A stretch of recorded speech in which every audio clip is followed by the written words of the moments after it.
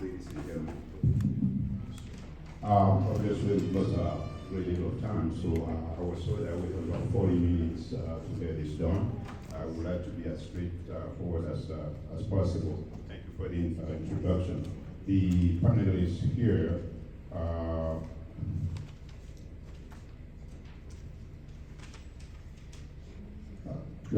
Mr. Adetunji Adeleke, I think it's not been introduced.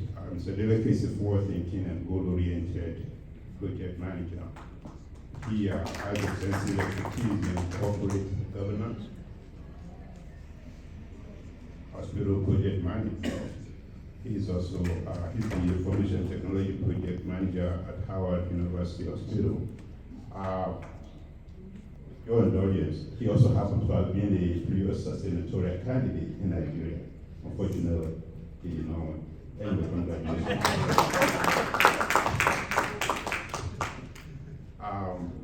The next panelist is Ms. Bukola Shekina Shununga. Where are you, Ms. Shununga? Yes.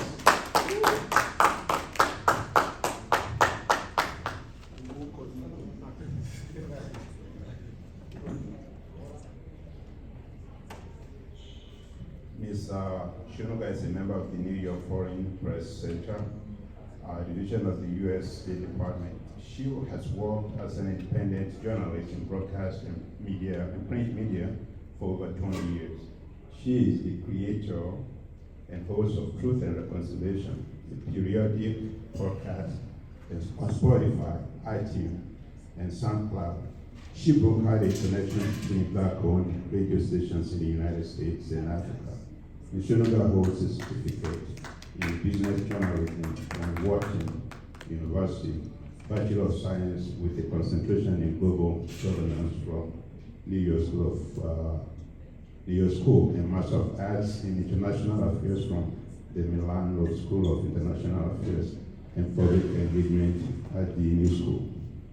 Also, on a personal note, I've been fortunate to have known Ms. Shununga for quite a few years. I don't know of anyone who's more passionate about Nigerian diaspora than her. Also, I'm fortunate to be part of some of our initiatives in Nigeria, which pretty much mirror what people are saying here. To nurture and mentor young ones, she has adopted a high school that supports the same message that we're preaching here, to raise and mentor and train young ones from primary school through secondary school and beyond. The next one is Professor Alex Apodiete. Professor. Yeah, please.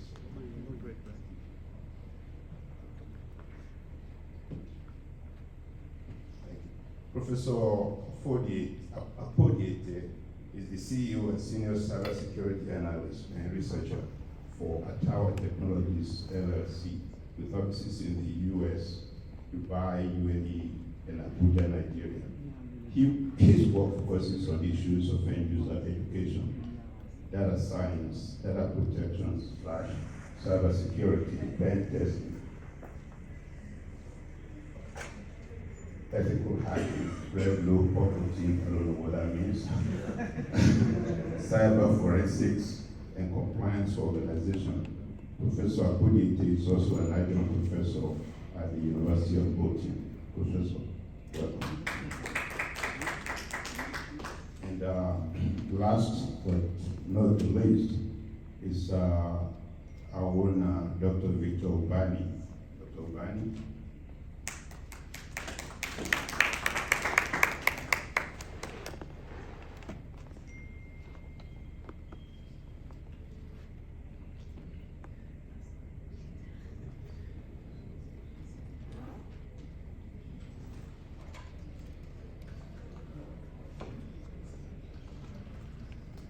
Okay, Dr. Obani, who's a doctoral degree in business administration from California Intercontinental University. He is the president and CEO of Southeast Healthcare LLC, president of Well Eagle Medical Center in Lagos, Nigeria, and also President and CEO of Azuka and EV Foundation. He has received numerous awards, including St. George's Leadership and Humanitarian Award. Professor, we will not exceed that 40-minute allotment. So, growth mindset, leveraging disruptive technology and digital assets for national advancement. Disruptive technology and STEM, science, technology, engineering, mathematics, which many of us in academia are quite familiar with. It's a concept that I believe can be emulated and transferred, and emulated in Nigeria to develop our youth. STEM as a foundation for early childhood stage training of our children will encourage the introduction and adoption of mindset of being curious, being creative, being innovative, and being inventive. So once you acquire these features, then you have the ability to be able to independently think, inquire, investigate, develop, innovate. And these are the features or opportunities that we need in Nigeria to develop as a nation. As Professor Esiogo mentioned several points that she made, she pretty much mirrored some of the things I was thinking about, that when you encourage folks or kids to be creative, to be inventive, how do you aggregate and transfer that knowledge into developing our homeland, specifically Nigeria, as she pointed out, as Ethiopia has done. So this is the kind of question that I'm going to be asking our panelists in the area of, what's the topic again? Leveraging the mindset of disruptive technology and digital assets. Let me just take aside disruptive technology. I think Nigeria, the way it is now, and I have data to back me up, Nigeria is not a developing country when it comes to digital technology. Quote me on that. Companies like Microsoft, Google, Facebook, and the like, they are going to Nigeria to identify talents and train them. They have software development firms in Nigeria that are privately funded. They train these software engineers and coders and bring them back into the United States. So when we're talking about development of digital assets, Nigeria is in the forefront of digital assets.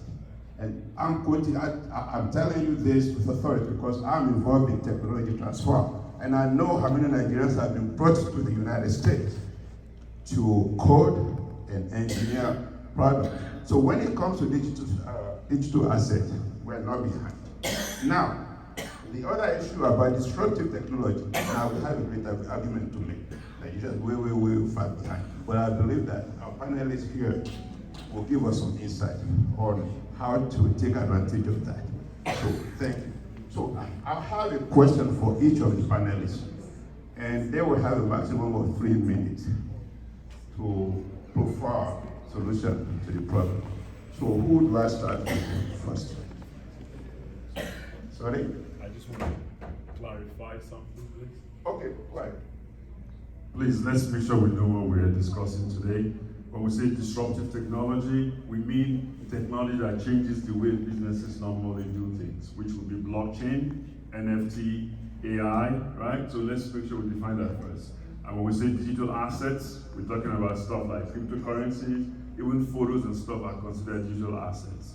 So let's first get that definition first before we start talking further, please, right? Okay. So, since Professor Egopija made the first comment, I think the first question will go to him. Yes, I'm looking for a question.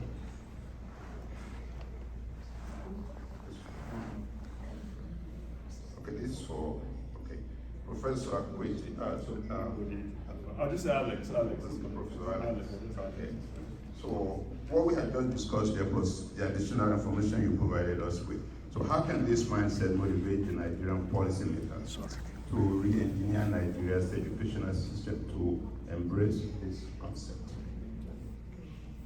Thank you very much. So I'm going to use part of my 3 minutes to also thank you guys. I'm very privileged. Miami holds a special place for me. I can say I was the first Nigerian lawyer here. I went to the University of Miami Law School, but before I did, I had a computer science degree, amen? And I thank all the Nigerians because I still hold the record that I was the first Nigerian to run for second court judge here. I love you guys supported. Even Nigerian lawyers all over the US sent money to me. So, but how does that relate to what we're talking about? Because when we started in law, I came to the US in '83 and I attended Florida State University. Got my first degree in computer science and about a year PhD in computer science. Worked for Pricewaterhouse before we came to Miami to go to Miami Law School, practice law. Then I went back to Nigeria as a visiting professor in one university in Nigeria before we now came back again in cybersecurity and all that. So the problem that we have is, like, for example, Nigerian government already has a policy on blockchain. So I'm not going to use it as an opportunity to like go into a big discourse on what blockchain means. But for example, the issues that we face about our election results, what we face about people's professional degrees, all these things are solvable with blockchain technology, which is just a distributed ledger that we have different copies and it's decentralized. So that would be one way. And the government says they have a policy on blockchain. But then also the government has now said that things like cryptocurrency, which is a digital asset, it's illegal in Nigeria, which also shows that the government does not know where they're going. And part of the problem we face in Nigeria is when they start making policies, they put people on the table that have absolutely no knowledge about what they're talking about. So the first thing we need to do is make sure that we have putting square pegs in square holes and not the other way around, because that's the problem that we face in Nigeria. So in terms of the policies, I already spoke to that. About the education, when I went to teach at the university in Nigeria, my own challenge was the professors were not very educated. A lot of Nigerian professors are very anachronistic, right? Sorry, big English for their time don't pass, all right? So we need to retrain them, all that. So when you do that, so like I teach at the University of Dubai, all right? And I job is over there, so I have my tech company in Dubai. We find that we want to introduce stuff like AI in schools in Nigeria. So we were telling the professors that you should not be afraid of artificial intelligence. But what do the Nigerian professors technically know about artificial intelligence? So we need to retrain our professors and make sure that the government is making the right policies. Thank you. A little more than 3 minutes. Oh, sorry. Next time, just do this for me. Just do this and then I'll. Okay. The time, okay. Oh, then, how many seconds? Madam, thank you. Okay, so the next, thank you very much, Professor Alex. Oh, just call me Alex. Alex, okay. Well, this is formal environment, so Mr. Deleke. Okay, Mr. Deleke is our next panelist. This question. Professor, can we have your attention, please? Professor Sio. Thank you.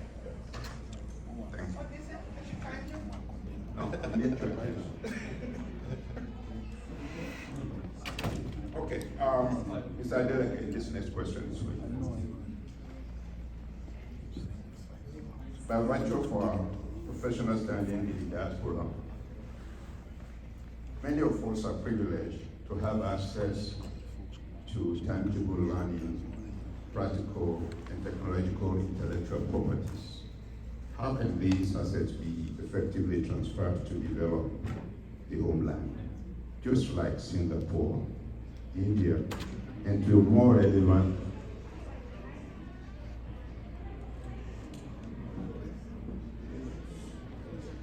Professor Soro, can you please advise your partner to please let us have this complete and divided attention? Thank you. Let me ask that question again. Ladies and gentlemen, we need your attention, please. Just like Singapore, India, and to a more relevant extent, Ethiopia, just as Professor Isiu recently elaborated today. very much, Mr. Lickberry. Thank you, distinguished ladies and gentlemen. All protocols to be observed. For that question, I think we've had several perspectives and the answers, even sitting down here. I'll say leadership matters a lot. With the right leadership, we can create a living environment for the proper technology transfer. And within the current world where e-learning is very ubiquitous, everybody has access now.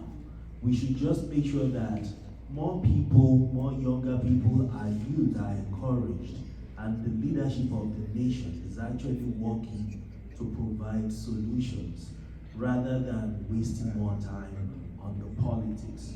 The energy, if it's well channeled in the right direction, working for the people, it will make a lot of difference, and resources should be channeled to making sure that the younger population are empowered to be able to gain access to things through the internet and also economic opportunities that this will provide. Because the rewards that this gives is an incentive by itself. I don't like staying beyond time. I know others may want to give some feedback as well. Thank you. Thank you, sir. Thank you. Food for thought. The next panelist is the lone lady amongst us.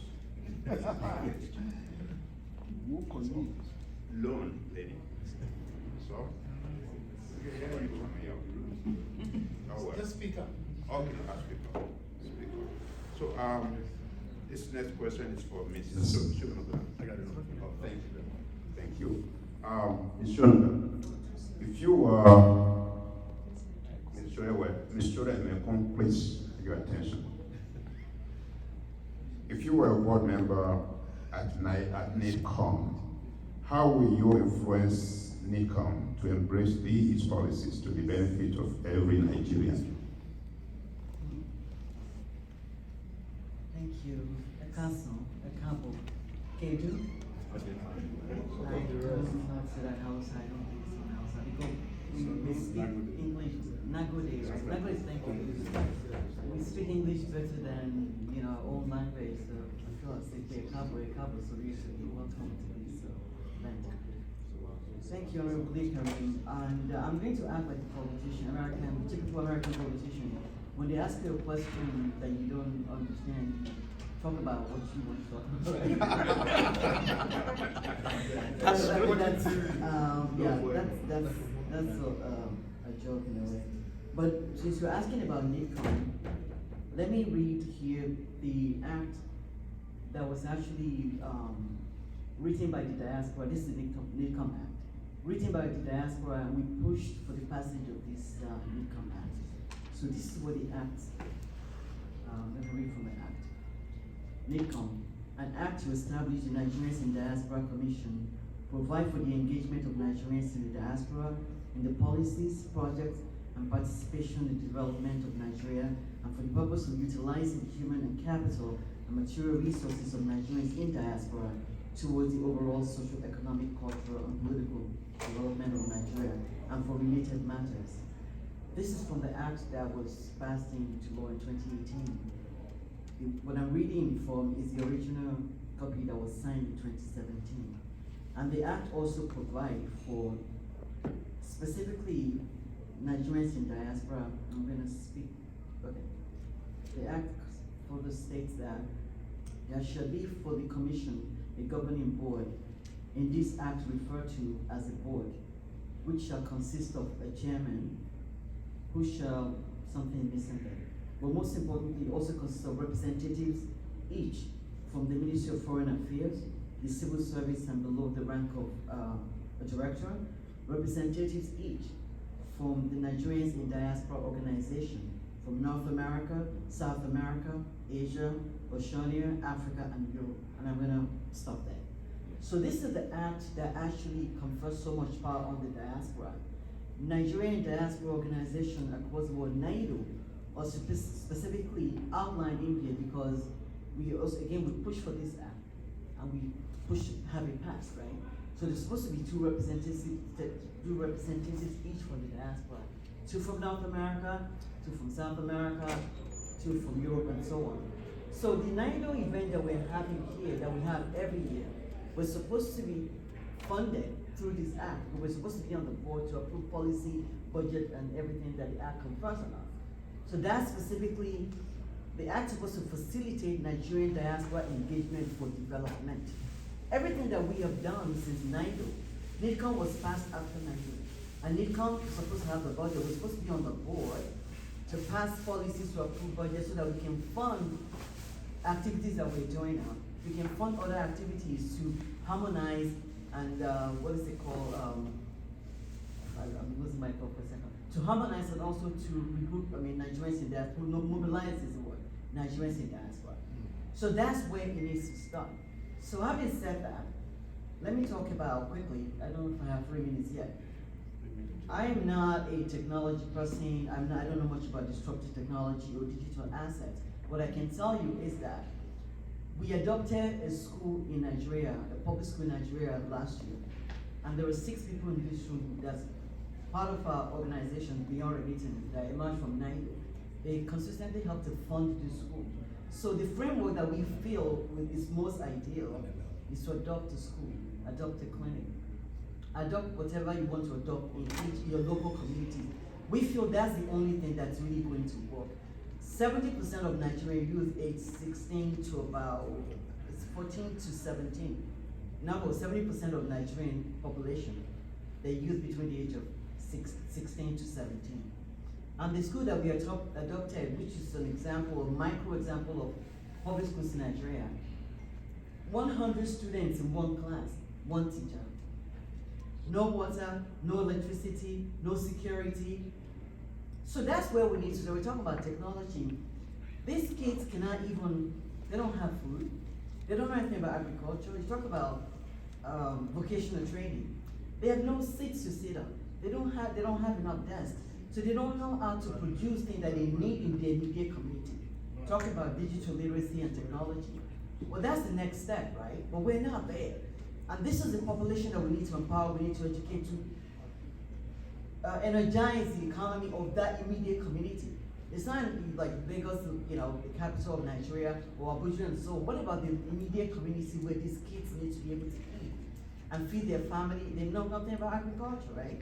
So that's where I really think collectively, we need to start. A lot of Nigerians go home and we do great work. And we remain, as of 2020, 100 billion, I am not making this up. I found this one of my research records. Not only from, I'm not saying 100 billion from America, I'm saying 100 billion from the diaspora. We remit this money every year, but that's all we do. We're cash cow, we just send money home. It's time to really return home and work collectively to develop our local communities. Thank you. Thank you. I was informed that the batteries weakening. You want to change or replace? Okay. So I'll just talk like our next panelist, Dr. Bani. My question to you is, if you were elected as the next NIDOA DOT chairman and sworn in, how will you get NIDOA to be relevant in the current Nigerian governance? That's my question for you. Thank you, Honorable Lee. This is a question. Thank you. This is a question that I just felt has been answered here already. The panelists, the previous and the current ones there, we have all said the same thing. In fact, when you come into a room like this, we are talking about Nigeria, and this is what we have here, with all the human capitals we have, the resources we have, the intelligence we have, the businesses we have, and this is what we get as Nigerians. We have over 17 million Nigerians living outside the shores of that country. 70 million. And I'm not asking of even 10 million. If I can get 500,000 committed Nigerians, and every year we just donate $1, $2, to Diaspora Fund, do you know what we can do? Do you know what we can do? When it comes to investment and business, we have Nigerians here in the diasporas that are doing exceedingly well anywhere you go. If a Nigerian is cleaning, he can clean more than a professor or any other tribe or any other ethnicity, a Nigerian. So what we do it well, but collectively, we're so bankrupt. And to me, if I'm elected, the chair, my previous chairman has done the best, to the best of their knowledge, to the best of their abilities, and I still need them, their support. So personally, to answer your question, I will engage all of us. I can't do it alone.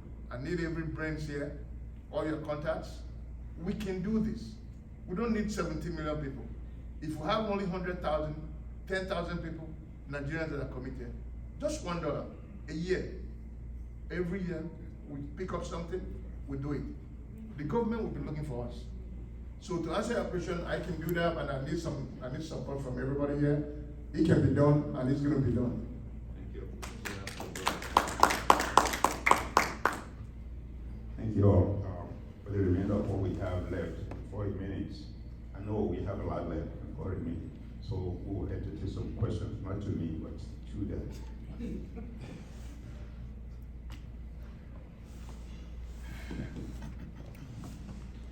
Good afternoon again. My name is Evangelist Oyo, engineer. Yes, we all know what our problems are. A lack of transparency.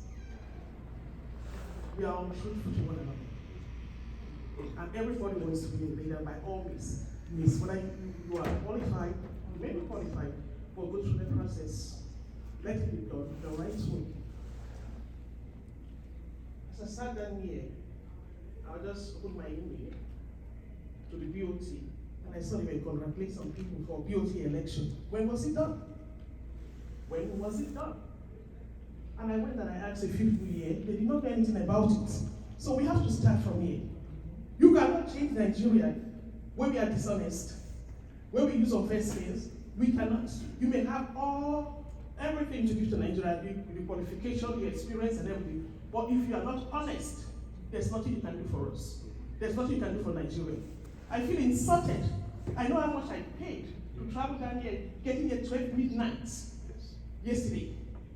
Only I've been going through the emails to see if they have sent out notices for me to nominate, to do this. Nothing. Then this, I sat here, I'm saying congratulations to the BOT chairman. Where did it come from? And I asked my chairman, he said, wait. No, it's not waiting. That did not stand. In our next meeting, we are going to do our election. No, we are not done an election. Do you know how many phone calls I received on Thursday? I'm sorry, please, Mr. Karim, I'm sorry. I'm sorry, please, it's the forum because there's a problem. Yes, I'm sorry. No, I think what it meant was this panel, this discussion 1 hour is supposed to be limited to disruptive. Yes, thank you, my brother. But we know the fundamental problem we have, we not resolve it, there's going to be a problem. Always be a problem amongst us. Mr. Akojote, that's the truth. You're not big brother, right? Yes. Your father, the former governor of Midwest State or Edo State.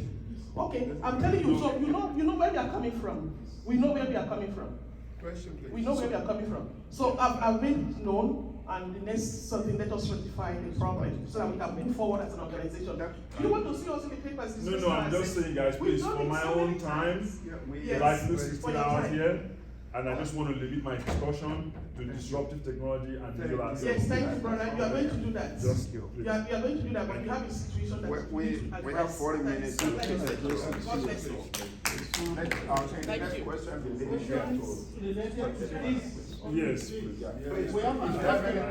question is not related to this. I'm sorry, we will ask you to stop. You don't. Mr. Lee, just a point. We have an afternoon session that we are going to discuss the business of Nido, and that is when we will hash this out. Please, let's focus on whatever we are discussing. Okay, thank you. Okay. Sorry, anyway, because she's a lady. That's sophisticated, actually. I appreciate the opportunity to stand before this great house again today. Okay, so again, my name is Orochi. I'm a diasporan. that is representing diasporans in Nigeria. I've gone back to Nigeria and I'm doing some grassroots work. And that's my focus and that's why I'm here. I'm a management consultant. Going to the matter at hand. Like someone in the previous panel had said, you cannot grow when the fundamentals are not right. It's good we talk about disruptions, you know, and Prof, my sister, had also alluded to that. We need to try and get our fundamentals right. And these fundamentals is about our value system in Nigeria at the grassroots. And the way Prof alluded to it is we're putting an Indian on Chinese that said, light a candle. Focus on yourself and what you can do back home. I'm not talking about adopting a school up. I'm sorry, I'm not being derogatory, I apologize. We need to focus on ourselves. Okay, so let's do not talk about government. Government cannot do anything. We already have bad leadership. And leadership is an issue in Nigeria. So we can't come to a meeting like this and be talking about government. It does not work. So let us light candles. That's why I'm here. As an individual, we must light candles. That's what will work. And one of the candles I think this great house can light is this fund that two of you have talked about. Pay $1 every year, and they use that dollar and manage an execution project in Nigeria. Because you're diasporan, there is no value system in Nigeria, or it's warped. So you have integrity. Nobody is going to tell you federal character. It's your money. Federal government is not going to say, don't do this project. They don't have that capacity. So focus on $1 a year, and use it to transform Nigeria. That's how it happens. And you have people like us there that understand the system, that are able to navigate, that are honest. What we have in Nigeria is not just about corruption. It's the fact that there is no value system. The value system is gone completely. So there's people talking about educational system. Professor did this. Professor is hungry. They're not paying him for 1 year. So he's selling his 10 papers. And he doesn't have time to prepare for lectures. So he gets his lecture notes that he used 10 years ago. And you can't blame him. His trouser is torn. He's patching it. Because he's a poor man. In Nigeria, professor is poor. They don't pay him for 2 years. So let's not be talking about government, please. $1 a year will transform Nigeria. Thank you. Thank you. I think if there's one takeaway from this group, the Diaspora Investment Fund needs to be done. We've done it. This year we created what we call the Global Investment Corporation in Nigeria. My group. It's not Nigeria. I mean, if you do that we send money to Nigeria to what we call welfare money. That money can be invested into Nigeria. As far as Nigeria is still an investment, it's a high risk, high reward environment. But Nigeria is still one of the places where you can put your money. If the money is not coming back here, if you're not getting the money back, because the currency exchange is very bad. But if the money stays in Nigeria for investment, and then is plowed back into the system, we can make tremendous. I'm not talking theory. We've done it. We've created. It's registered by CAC. It's a group of Nigerians who are based there in the US. We just started a digital school where we are training young people in cybersecurity, AI, machine learning, and UI design. If we do that as a collective, $1 will not do. Let's be not honest. I don't know it's bad. $1 won't do anything. But if we have 10,000 Nigerians who are ready to put in, we put the money in 401k here in this country. We're taking risks with our 401k, and they are losing value. If we can get 10 other Nigeria, if part of Nigeria can put down 10,000, I know there are Nigerians who can put down 10,000 and say, listen, let's put that money into an investment vehicle. create a transparent management system, incorporate that one in Nigeria, manage as a reinvestment, and use the money to do social responsibility activities. Like, no, so you start sending money to Nigeria every year, put the money into my vehicle, invest the money, put 20% out of that money to do projects across the country. If you don't do that today, because we talk, Nigerians talking about that, we always talk about Nigeria is back. Nigerian government doesn't exist. Doesn't exist. So, let's forget about government. If we do an investment-driven development that is controlled by Nigeria, and we show them how to do transparent corporate management, that is how you change the system. Absolutely. You can talk and preach and have 10 PA, it doesn't change anything. But you must have, I have started one in my village. You know, it's only 50 million naira. But we are planning to go to 2 billion naira. If you put money there into that portfolio, we can do that here. If you say, okay, let's say in Nigeria, Nido, get 1,000 members of a group, and each member puts $1,000. We have $2-3 million in that fund that could do a lot in Nigeria, and we can change Nigeria. The other question is VinTech. The Nigerian VinTech industry is becoming huge. America is involving in it. Europe is involving. What is Nido doing to catalyze that industry? You know, that is where the energy is. AI, like machine learning, cybersecurity. What are we doing as a group here to invest in that area? Thank you. Thank you. Thank you very much. I like the last statement. It's very good. My dear microbiology professor and the last speaker. I like the statements and others. But we did something this year. It wasn't an investment, but it's something in the line of what you are talking about. We adopted, this was introduced by NIDOA Americas. We introduced this ICT program, which we did some years back. And we decided to go to a state. We chose Plateau State this time. We went to a state, and we were able to partner with the university and the state government, and it cost us very little apart from our transportation. And it went very, very well. We can use that system with the idea of the investment Dr. Obani is talking about. He is talking about, you are talking about. I think we're coming, I think it looks like our direction is, our thing.